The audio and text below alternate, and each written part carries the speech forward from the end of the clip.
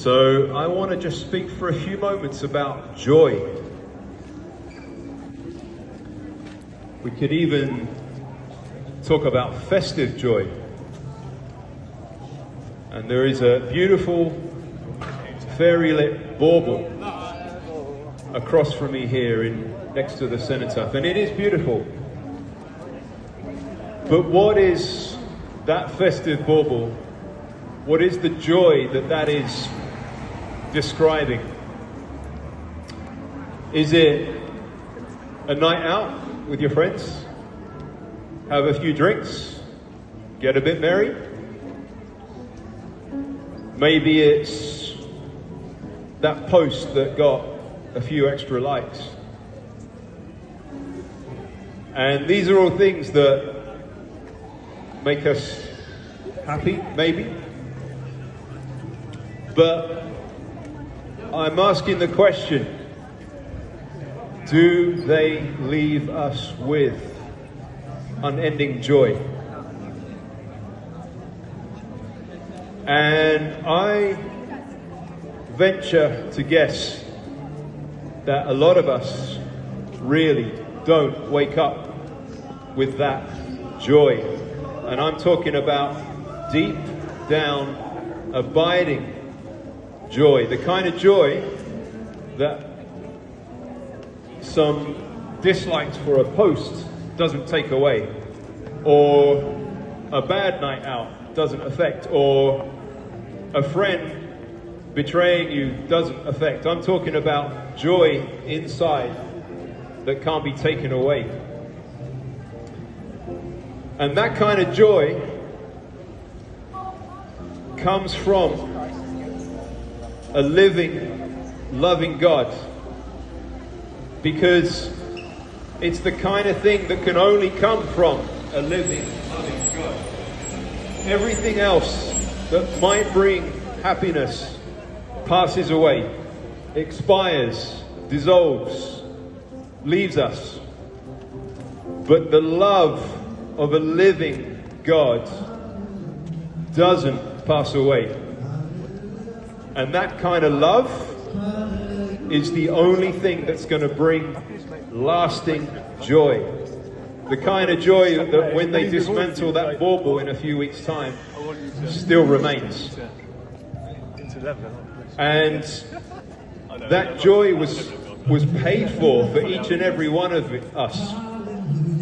And it was paid for through the death and resurrection of God's Son, Jesus Christ. Now, Jesus himself spoke to his followers and he said, in this world, this one that we occupy, you will have trouble. But take heart, be of good courage, for I have overcome the world. So here we have the truth being spoken. You know what? It's going to be tough. Life is going to be tough in this realm.